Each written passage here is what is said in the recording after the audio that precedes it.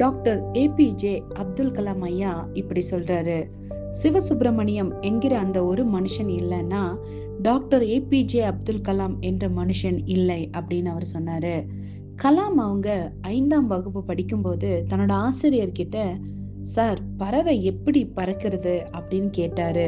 அதுக்கு அந்த ஆசிரியர் ராமேஸ்வரம் கடற்பகுதிக்கு இவரை கூட்டிட்டு போய், அதோ பார் இப்படித்தான் பறவை பறக்குது அப்படின்னு அவர் சொன்னாரு. அதுக்கு கலாம் ஐயா சூப்பர் சார் அப்படின்னு சொன்னாரு. மற்ற மாணவர்கள் எல்லாரும் சூப்பர் சூப்பர் அப்படின்னு வாயில சொல்லிட்டு போயிட்டாங்க.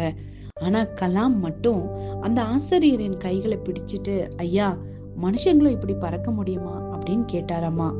மனிதன் நினைத்தால் அதோ தெரிகிறதே அந்த வானம், அந்த வானத்தை தாண்டியும் பறக்க முடியும் அப்படின்னு அவர் பதில் கொடுக்கிறாரு. மனுஷனோட ஆற்றல் அப்படிப்பட்டது அப்படின்னு அந்த ஆசிரியர் அன்னைக்கு சொன்ன பதில் தான் அப்துல் கலாம் ஐயா சாதிக்க காரணமாக அமைந்தது. ஆமாங்க, வேதம் கூட நமக்கு அதைத்தானே கற்றுக் கொடுக்குது. நீங்கள் திருவசனத்தை கேட்கிறவர்களாக மாத்திரமல்ல, அதன்படி செய்கிறவர்களாயும் இருங்கள் அப்படின்னு சொல்லி. நீங்களும் நானும் திருவசனத்தின்படி நடக்கிறவங்களா இருக்கும்போது, அதன்படி செய்கிறவங்களா இருக்கும்போது நம்ம வாழ்க்கையிலும் அநேக காரியங்களை நம்ம சாதிக்கலாம்.